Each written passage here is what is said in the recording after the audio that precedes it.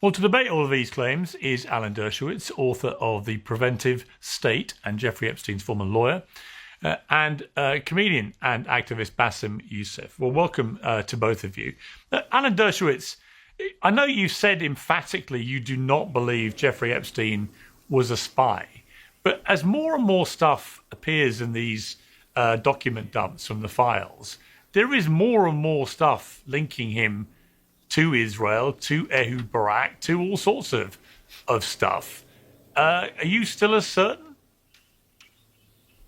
More so. Look at the chronology. As far as I know, he doesn't meet Ehud Barak until after he pleads guilty. And if he had been a spy before he pleaded guilty, the first person he would have told that was me. I was trying to get him the best possible deal. And I asked him over and over again, what can you tell me that will get you a better deal? Do you have anything on Trump? Do you have anything on Clinton? Do you have anything about intelligence? He would have told me. Instead, in 1999, 1998, I was in Israel doing research for a book, and he called me from Paris saying, I want to come to Israel. I've never met any Israelis. I don't know anybody there. Could you arrange a lunch for me with Israel's 5 smartest people? And so I did. I got the Justice of the Supreme Court, the Attorney General, interesting people that I thought he would meet. And we had lunch, and then he and I took a walk in the Shuk, and I bought him a T-shirt which said, I'm a member of the IDF, kind of khaki T-shirt, and he loved it. He wore it. There's no possibility that he was working for intelligence at the time I was representing him. Now we have a chronological issue. He meets Ehud Barak, but that's later. Did Mossad hire him after he was convicted? Well, maybe. Your previous guest talked about planes involving Victoria's Secret. Well, Wexner didn't buy Victoria's Secret until well after the early time. So one has to look at the dates. One has to look at the chronology. I hate to pour water on a fascinating conspiracy theory. It's so much fun to talk about. But from what I know, I just don't see any evidence that he ever worked for the Mossad. And if he did, why wouldn't he have told me? I actually was a lawyer. I represented the Mossad back in the 90s when 3 Mossad agents were caught in Cyprus, and Cyprus thought they were working for Turkey. In fact, they weren't, and I helped to get them out. I have a very good relationship with the current head of the Mossad, the former head of the Mossad. Obviously, I've asked them that question, and there's no evidence at all. Alan, I would say this. Alan, I would say this to you. If I was to ask you about all the despicable crimes that Epstein was committing, right, you would say, because I think you've said it publicly, you didn't know about any of that, right? So, could it be that Jeffrey Epstein just had a completely different life that he just did not tell you about, and that included despicable human sex trafficking, and it may also have included being a spy. I mean, clearly, if he wasn't telling you about all the sex trafficking, which was a huge amount of his life, then why is it surprising if he kept the rest of it from you? Well, it's very surprising because telling me about his sex life didn't help him. Telling me that he worked for the Mossad would have given him a get-out-of-jail-free card. Remember, Jeffrey Epstein hated me before he died. He wrote all kinds of letters to Woody Allen as to what a terrible lawyer I was. He wouldn't pay me my fee. He fired me because he thought I had gotten him a terrible deal, that famous sweetheart deal. He ended up 18 months in prison. He was outraged. He didn't want to spend a minute in prison. I could have gotten him no jail time. If he had told me he worked for the Mossad, for the CIA, he was an intelligence source, it would have been a slam dunk for me to go to whoever I had to go to, even up to the President of the United States, and I would have gotten him a deal with no time at all. Epstein was a selfish SOB. He would do anything to avoid prison time. Why wouldn't he have told me that he worked for the Mossad if he worked for the Mossad? So, yeah, of course he's not going to tell me when I knew him as an academic acquaintance, he's not going to tell me he's having sex with young children. He hid that from everybody. He did have a separate life, a completely separate life. But once I was his lawyer, it was in his interest to tell me things that would benefit him. And I can't imagine anything benefiting him more than having worked for an intelligence agency, but I pressed him. I mean, on some that, people might and be. he didn't. I'll come to Bassem in a moment, but some people will be listening to this going, "Hang on a second, you mean if he'd said he was working with the Mossad or CIA, then he would get off being a paedophile?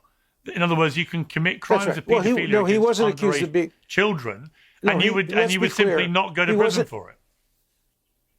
That's right. Let's be clear. He was charged with 2 counts. One, a 17-year and 10-month-old woman who he paid for prostitution. The other, a woman in her 20s who was a prostitute who he paid. Those were the only 2 things he pleaded guilty to. The only 2 things he's ever been convicted. He was never convicted of pedophilia. He was never convicted of trafficking. None of that. He may have done all of those things.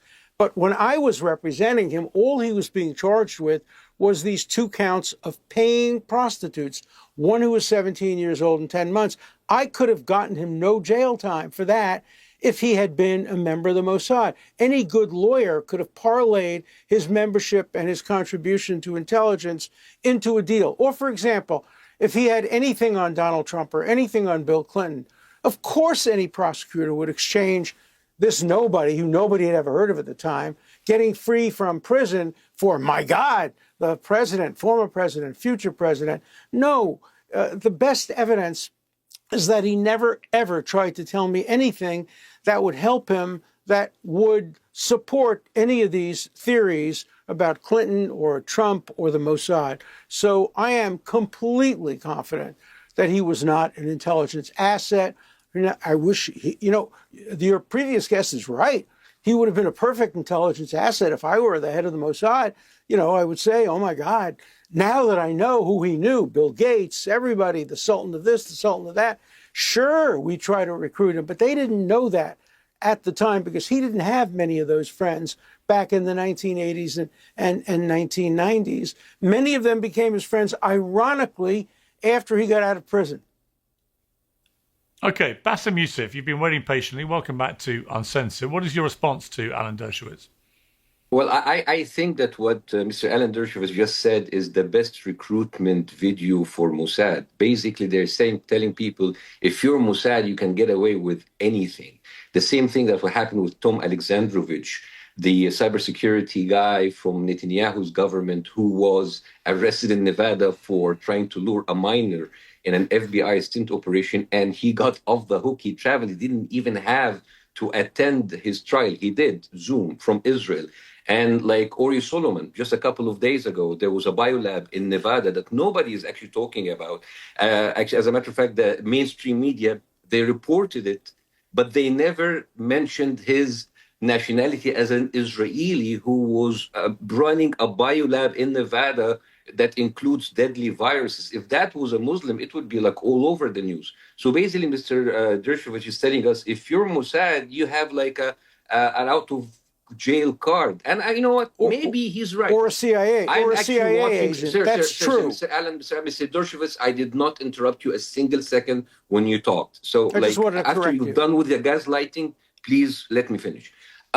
First of all, I think I'm now kind of leaning towards believing mainstream media, especially CBS and CNN under Barry Weiss and Larry Ellison. The evidence is there that he is actually a Russian asset. His girlfriend, Ghislaine Maxwell, was the daughter of a Mossad super spy. He was represented by you, Mr. Dershowitz, Israel's favorite lawyer, who you're also a lawyer to the Mossad, which, of course, everything you tell us will be true. Ehud Barak was at his place the whole time. He fled to Israel when he was charged with sex crimes.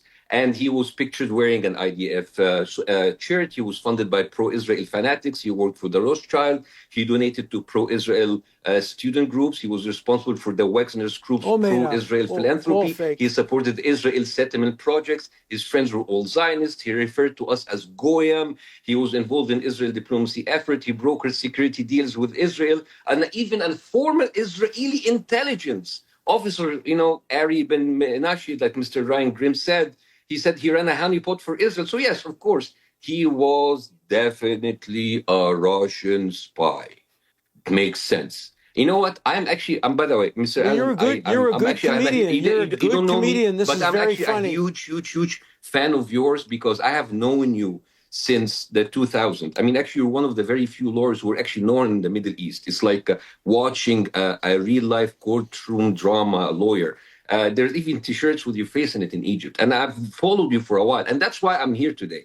When they told me Mr. Dershowitz is here, it's like, I have to be here just for the gaslighting, because the level of gaslighting isn't new. For more than 2.5 years, Mr. Dershowitz and his client, Israel, have gaslighted us in front of our eyes for 2.5 years with all of the destructions and the killing that we've seen in Gaza. But they, according to them, it's not a genocide, it's self-defense. He told us that every dead child is not a genocide. That the it's International a blood libel to call it a genocide. Sir. That the International Court of Justice is a fake court, and Israel critics and anti-Semitic. Now, Mr. Jersey, please, I did not interrupt you. Don't interrupt me. I know that you're a lawyer and you do that. Objection, Your Honor. I'm going to interrupt you if you me. use the word now, genocide. Now, the Epstein files are public. People can read them. People can see the horrible stuff that you, again, are gaslighting us. In your own work, you said that he's not a pedophile because he liked 15 and 16 years old, but not 11 and 12 years old. No, I said 17 and 10 months. People can 17 and 10 You months. can read the ages of the kids in the emails. They can read about the pizza, the ice cream, the beef jerky. Convicted. And you can see the connection with Israel. And yet, here you are again, gaslighting us. This is your playbook, attacking the victims. It's called the Palestinians, truth. Hamas, it's terrorists, called truth. Epstein victims, liars, prostitutes, drama students, and of course, you say Hamas are not terrorists? You have a history you say Hamas of hiring are not investigators to dig through teenage girls at MySpace pages looking for marijuana. That's what lawyers do. You called a 16-year-old girl a thief in the Daily Mail. You got Epstein 13 months in county jail with work release for abusing 34 victims where he should have got life in prison. That's not a plea bargain. That's a spa package. And every single time, your defense is the I same. challenge you to defend. I challenge you to defend your statement that he got 18 months. Stop interrupting me, Mr. Dershowitz. You're you just represented lying. a Syrian child predator and got him the deal of the century. 2 women accused you under oath. You settled for nearly $1 million. Innocent men don't pay. They go to trial. That's another lie, not a penny. Guilty men you're with lying. lawyers. You're defaming me. You are now going to be sued. You are now going to be sued for saying I paid $1 million. You're going to be sued. And I would, Pierce, I would recommend you cutting him off when he says that I paid $1 million. I didn't pay one penny. That's a lie. And trust you instead. Bاسم, you've spoken for a long time. Piers, Bاسm, you've made it. Bاسm, you've spoken for a long time.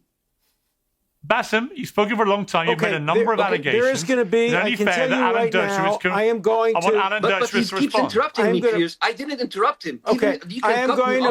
I'm going to make it very clear. But he shouldn't be interrupting me. I'm going to make it very clear. I'm filing a lawsuit immediately. I'm instructing my lawyers to file a lawsuit against him for saying I paid $1 million. What happened is a woman falsely accused me. She admitted she may have mistaken me and confused me for somebody else. She dropped all of her charges. Not a single penny was paid, nothing. And it's all in the agreement, all a matter of court record. You saying that I paid $1 million is going to result in you having to pay me many millions of dollars. What'd you say? This is from the New Yorker. The New Yorker never said anything like that. You know, you're such a liar. You know, I thought you were a comedian. I thought at least you'd be funny. You're just a liar. You're just somebody who is prepared to make any kind of anti-Semitic, anti-Israel statement, and you're willing to lie about it. Now, I want you to justify the million. I want you to justify that I paid $1 million. I want you to justify that. Will you justify it? Will you justify that I paid $1 million? Where'd you get that piece of nonsense? Where did you make that up? The New Yorker, sir. You said Hamas is not a terrorist organization? If you want to sue someone, no. You show me the New Yorker and I'll pay you $1 million. You're a liar. The New Yorker didn't print that. You're lying. Okay, why don't we take a time out now, go online, get the New Yorker, and show the people that are listening, the good people, the New Yorker. You're lying through your teeth. You're a despicable liar, and if you said it under oath, you'd be a perjurer. There is no truth to what you've said, period, and I'm going to sue you. Oh, come on. You do. Is that what you do? Finally, I shut him up. No, I you sue didn't shut liars up. You're and just like defamers, you're yes. just like cutting me. Mr. Allen, you went from I never got a massage on Epstein to I got a massage from a 50 years old Russian woman named Olga. But I kept my underwear on. My wife and I both received therapeutic. I received a neck massage back in the 1990s. I have never received an erotic massage in my life. I have never told a misstatement about this. And I want you to show everybody the New Yorker, the claim that the New Yorker says I paid $1 million. It's an outright lie. You can look it up right now while we're talking. Show it to the people. I'll look it up Show for them you, what sir. you say the New Yorker said. It Okay, is I'm waiting. under the I'm New waiting. Yorker, Look it up. Yeah, I'm looking at it right now. It is called for people to search it. Let's see it. Let's see it. Everybody can see it. It's called Alan Dershowitz, your line Devil's now. Advocate. Maybe it'll mitigate your by damages. Coney Brock, July 29, 2019. You can read there. It's there. Read me the quote. Read me the quote about $1 million. You can't find it because it's not there, because you made it up and because you're a despicable liar. And you're going to be sued. And if you want to mitigate your damages, then you'll show me the New Yorker. But you're not going to show me the New Yorker, because everybody out there is going to look you in the eye and say, you lied on international television about Dershowitz paying $1 million and the New Yorker saying it. It is false. Categorically false. I'm calling you a liar. You can sue me for defamation. And if you can produce the New Yorker article, you'll win that case. But you can't, because it doesn't exist. No, sir, I can read it to you right now. I mean, it's there. Yeah, read it to me right now. Read it to me. Let's hear. Okay. Do you have a second? I have more than a second. I have all the time you want. Read me a New Yorker statement that says, I paid $1 million to the woman who accused me falsely and who admitted that she may have misidentified me with somebody else. You read me that right now. Yeah. Silence. Silence. So, dude, it's a big article. Profound silence. Find me the relevant point. Find it for me. We have all the time in the world. Find it for me. Let's go. Find it for me. You can look it up. Google has, we would say, Dershowitz $1 million. Oh, here it is. Here it is. We caught you. In 2015, when Jeffrey's allegation against Ghislaine Murdoch and Epstein became, just before a trial was to begin in May 2019, the amount was undisclosed, but Jeffrey reportedly received a multi-million-dollar settlement. The allegation went in... Who did? Wait, dude. Jeffrey. Yeah, let's go. Veronica. So you said I paid $1 million to the woman who accused me falsely. I want you to quote that from the New Yorker. And if you can't, admit you're a liar. Say now. Silence. Profound silence. Dude, stop it. Stop. Guilty silence. Dude, it is a... Guys, yes, here it is. Oh, no, it isn't. No, it isn't. You're lying. Silence. Oh, here it is. In April 2016, the case settled. There was no such settle. With the press reported that the agreement... What case? Wait. The press reported that the agreement included a financial arrangement implying that Jeffrey's team had paid it. In fact, Dershowitz's insurance company had paid Jeffrey's lawyers in negotiations. The parties has discussed a figure of nearly $1 million, with $50,000 going to Dershowitz, which would allow him to claim a payment. The final amount has not been disclosed. But you know it. A, you know it. Number B, dude, this had nothing to do with Virginia. You want to go and this had nothing to do with the woman who accused me. This was a lawsuit between lawyers, and it had nothing to do with this accusation. Zero. You made up the whole story. The New Yorker never reported it. Why would your insurance company pay the lawyers? They also paid me. There was a mutual settlement where both sides paid sums to each other. They got like each of us received payments covering our legal fees, and this was about lawyers. This was not about any accusation you know what, guys? against me. I invite everybody to go to read the New Yorker article and see the pattern of lying that Mr. Dershowitz has done over the years. So, Well, all right, now let you're me gonna get add to the involved now. lawsuit. Now Let you're me, gonna add all to right, the let me lawsuit. say Okay, something now. Let's get back to the merits. Alan, I want we you- know he's a Alan, liar. Alan- We know he's not a funny Oh, comedian. come on, Go liar, ahead. anti-Semitic. It's the same thing. All You right, just let like, me it's pull it gaslighting, back man. to the bigger Why would I picture. believe you if you Let have me like pull it, lied many Bاسm, times? let me pull it back. Let me pull it back. Alan, I want to just talk to you about something you said earlier, because there's been a bit of confusion about this, I think, in the public domain.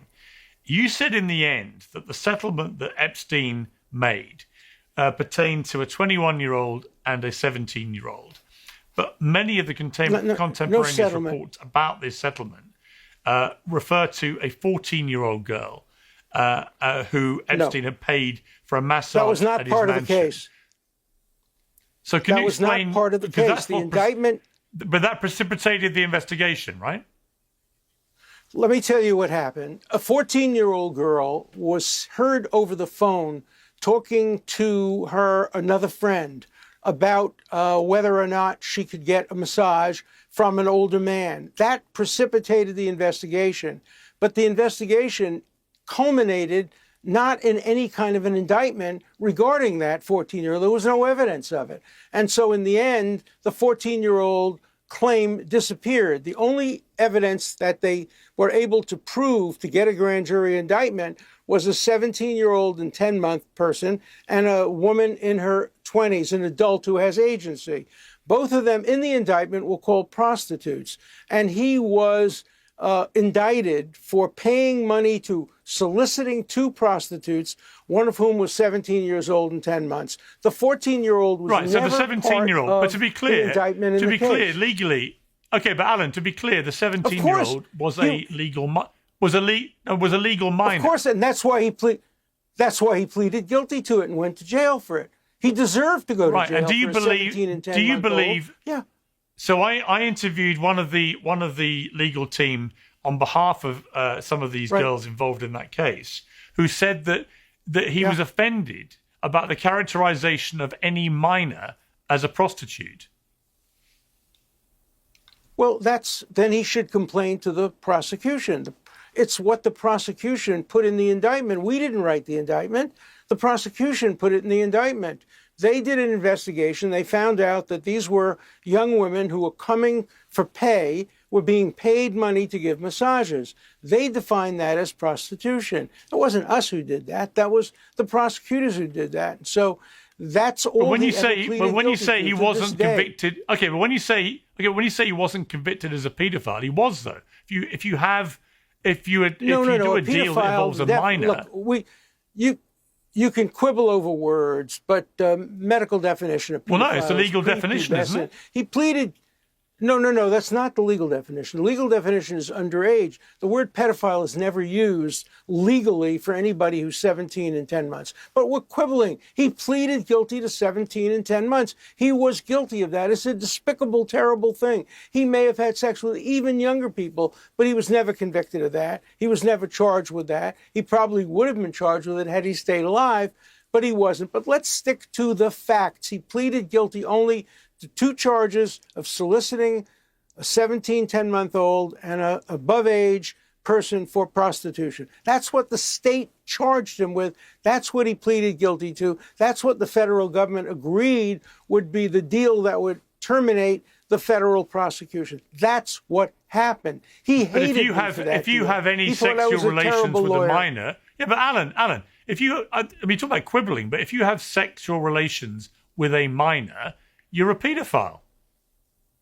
No, I don't want to fight with that because you can call him whatever you want. That's fine. You call him a pedophile, but no medical doctor, no psychologist will tell you that a 17-year-old, 10-month woman who's taking money to give massages is subject to the other person being called a pedophile. But let's not get into that. Call him a pedophile. That's fine. He pleaded guilty to charges of having sex for money with a minor. Yes, he did that. And he did much worse than that. And he was a despicable human being who deserves no pity whatsoever. But that doesn't give anybody license to simply lie about what happened. For example, one of the papers in Israel, when talking about Ehud Barak, said he was convicted of having sex with a 14-year-old.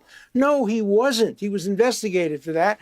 And the investigation terminated with no prosecution for a 14-year-old. Did he have sex with a 14-year-old? I have no idea. Maybe the prosecution has an idea. Maybe it's true. Maybe it's not. But it's not true that he was convicted of that. Never. So what is your assessment, Alan Dershowitz, now of what Jeffrey Epstein did? And why is it that no really high-profile American men in particular have been brought to account for what was going on? Well, one name has been. One of the names that was recently disclosed by Congress people yesterday was Leslie Wexner. And I think it's very appropriate to investigate Leslie Wexner. He went back to Jeffrey Epstein many years. Let me give you my assessment of what happened. Look, there were real victims, horrible victims, people who should never have been put through this, people who are underage, and I have tremendous compassion for these victims. But then there's another category of people, women who are 25, who came back over and over again and received $150, $200. Then they went and they recruited 14 and 15-year-olds for Epstein, and they were paid to recruit for Epstein. These people should also be investigated. They may have been victims, but they were also perpetrators. It's a lot grayer than the black and white of victimization and survivalization and all of that. It's much more complex than that. But there's no justifying what Epstein did. It was terrible. It was awful. I wish I had never laid eyes on that SOB. He's an awful human being. That's the job of a criminal defense lawyer, to defend and get the best deal. I thought I got the best deal. He thought I got a terrible deal. Bاسm, Yusuf, what is your wider view about the Epstein scandal and the, so far, very limited accountability for other people involved? Well, you see, I'm actually like, the FBI just dumped millions of unredacted or redacted Epstein files on the public and said, you know what, here you go, have fun. It's like a scavenger hunt. Like you expect, like it's kind of like a TikTok challenge. Can you find the pedophile? You have the FBI, you have the DOJ, you have unlimited resources, unlimited power, unlimited budgets. This is the biggest sex trafficking scandal in modern history. Billionaires, politicians, royalty, and all hanging out on Pedophile Island. And the US government responds like, hey guys, let the internet figure it out. What is this? A group project? Are you serious? You want me to do your job? You want some guy on Reddit cross-referencing flight logs at 2 a.m. while he's eating Cheetos? Like, you want TikTokers playing a game of Clue. Hey, it was Prince Andrew and having a massage with the undergirl. What is this? It is not the job of private citizens to figure out clues. I don't understand. Is the FBI too busy to do their job? Here's what should have happened. They should have released the name. They should have arrested predators. They should have hold the trials, like a functioning justice system. Right, but instead you give us 4 million trillion documents with no index, no categorization, redactions everywhere. Then say, hey, good luck with that, guys. Like, let us know if you find anything. Wallahi azim, not even a third world country dictatorship would do that to us. In third world countries, they would release nothing, keep us in the dark, like a self-respected dictatorship. But this choose your own adventure bullshit. This like figure it out on your own. What kind of service is this? Like, I mean, the government takes half of my money so I can do its job and then sends the other half to Israel. I mean, this is just like dysfunctional, and I'm just like, and my wider view of this, my first time I appeared with you, Piers, I talked about like how Israel is like a narcissistic psychopath, and it went viral because people felt it. Because you see, narcissists don't just lie to you. They create an entire alternate reality and pull you into it. That's why it's called the narcissist shared reality. The narcissist builds an alternate, highly controlled reality and pulls other people into it. And in that false reality, the narcissists are always, they're special, they're misunderstood, they are victimized. Yeah? And Israel does this on a national level for decades, right? They have told us we're the victim, we have no choice, it's self-defense, And in the same thing now with Epstein. It's a shared reality. Oh, maybe he's a Russian spy. Maybe he is. It's like, it's right in front of our eyes. And we have to go through these like mental gymnastics and figure it out. It's right there. Nothing is gray, Mr. Dershowitz. Nothing is gray. Genocide is not gray. Sex trafficking is not great. I agree with Working you. for I a agree with Mossad you, and it all of wasn't this committed. evidence Genocide is is not what was great. committed. I understand that you are a lawyer. What's and you need committed to in defend parts your of client. Africa? But Genocide was All right. committed many times. Let Alan respond. Why do you keep cutting me Let off? Alan Mr. respond. Dershowitz? No, Why let do you keep Alan cutting me respond. First off? of all, let's be very clear. Genocide has a Okay, you know what? particular I can just definition. log out because I Genocide haven't is had not a fighting couple a of minutes to war. talk with you. You're allowing me to respond, Oh, please. God. Genocide is fighting No, you a didn't. war. You responded. It's and my turn to speak, let and you me keep cutting me off. let me respond, this is not please. your courtroom, Mr. Dershowitz. Are you going to let me respond? No, you didn't let me respond. So here's the point. Okay. You're not going to let me respond. You know what? This is just let me respond. Useless. No. I will not let you respond because you didn't let me talk. Let me respond. You're not going to let me respond. And I will not let me talk. It's just like childish at this point. So well, we can't continue then. If he won't let me talk, we can't continue. You are not letting me talk. Try to filibuster me by his lies. He is sabotaging the now he interview wants by consistently the cutting man who me runs off. this show wants to give me an opportunity to respond. Will you give me an opportunity to respond? Let me explain to you what genocide means. Genocide is the willful killing of an entire population in order to wipe out the population. The way the Germans and the Nazis took little babies from the Isle of Rhodes, put them on trains, transported them to the gas chambers to kill them, unrelated to war efforts. Genocide is not dropping an atomic bomb in Hiroshima. It's not bombing Berlin. It's not bombing Japan. And it's not what Israel did in Gaza when Hamas hid behind civilians. And Israel, notwithstanding that, they had the best ratio of combatants to civilians of any war in recent times. Even if you take all the Hamas figures, it's less than 3-1, probably closer to 1-1. At worst, it's 2-1. Most wars, it's 10-1 or 8-1. So there's not even a plausible claim of genocide.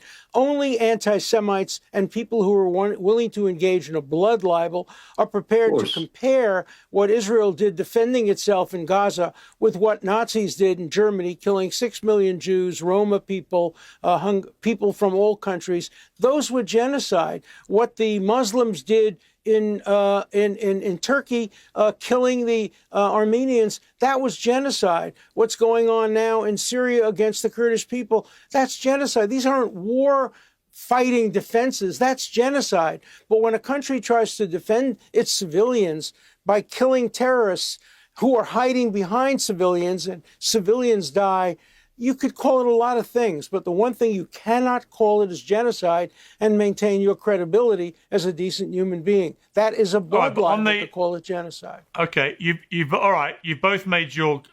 I didn't make any points. I really didn't make any points. I'm going to come to you, Bاسم, for the. Bاسم, I will come to you to respond. I just want to point out that on the Epstein scandal, what is quite telling is that the prediction markets, which people follow closely these days, Polymarket asked, will anyone be jailed over the Epstein disclosures? It reached a high of 48% at the beginning of the month, but it's now down to just 17%. And the Trump administration did, of course, promise, including on this show, that we'd see many prosecutions. It does seem quite extraordinary that now it's looking more and more likely that nobody will be jailed other than a woman, Ghislaine Maxwell. Okay, Bاسم, you can have a final response to. Well, we need to see it, I think. Bاسم, your final response. I'd like to see it too. I'd like to see a complete, thorough investigation. Anybody who committed crimes, including falsely accusing people of crimes, should be put in jail. And anybody who committed crimes, pedophilia or anything else like it, should be put in jail. And I hope they are. Okay. On that, we're all agreed. Bاسm, final word to you. I think that Epstein Island showed us that in order to be powerful, you need first to be compromised. And as long as you're compromised, only then you can stay powerful.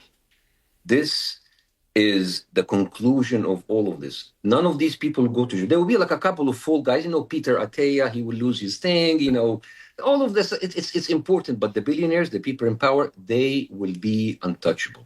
We will not see a single person that's going to go behind bar unless he's not protected. But they have to be guilty. Mr. Dershowitz, why are you Who are they? Dude, what? Who are I they? can't even talk about you. Why are you... It's just like, it's so frustrating. I care about innocent people being prosecuted. I care about McCarthyism. I don't want to see a return of McCarthyism. I'm sorry, so what did I just say? That, association. What did I just say? That well, how do we know if there are billionaires who were involved? If there are, let's name them. Let's get the evidence and let's prosecute them and let's put them in jail. But not on the basis of McCarthyism, not on the basis of guilt by association. Let's do it on the basis of real evidence. I'm in favor of that. You and I agree with that. No one will be punished and no one will go to jail, and these people will go. When these files have released, even with all of these redactions, the one thing that should have been done, that all of these people should be now be at least investigated. We didn't even, you have like an FBI director, and you have, you have an FBI director who came out and said there's no sex trafficking, and the email proved otherwise. You have all of the people, there's nothing, and then the emails proved otherwise. And you have like the FBI director, Kash Patel, who said once, America needs to wake up and prioritize Israel. Don Bongino, second man in the FBI, said like, Israel is very close to my heart. How do you expect truth from these people? I think, they are all like working for a different master, and they're not working for the American people. So I really don't expect anything. None of these people will see a day of investigation, a day of jail. All I know, all I know is will be people who are useless or unimportant. Yeah, I kind of agree with you, Bassem. I do think that, unfortunately, the Trump administration, before and after the election, made it clear they were going to be totally transparent. All the files were going to get released. We've now had 3 million heavily redacted files released, and there's apparently over 3 million more which are never going to see the light of day. That is not transparency. That is why the conspiracy theories They should. I want everything out. And but that's part of the problem, man. And if no rich, powerful people in the end are made remotely accountable, people will assume they are names that were redacted or never published. Yeah, but unless you publish the files, they can hide behind the redactions and the lack of publication.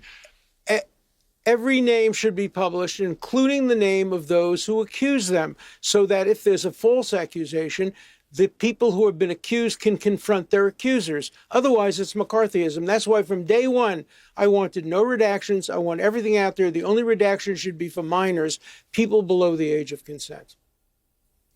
Okay. We're going to leave it there. I appreciate you both coming on and debating this, and I appreciate that. Thanks for having me. You're not going to agree about much, but I'm grateful for the debate. Thank you very much.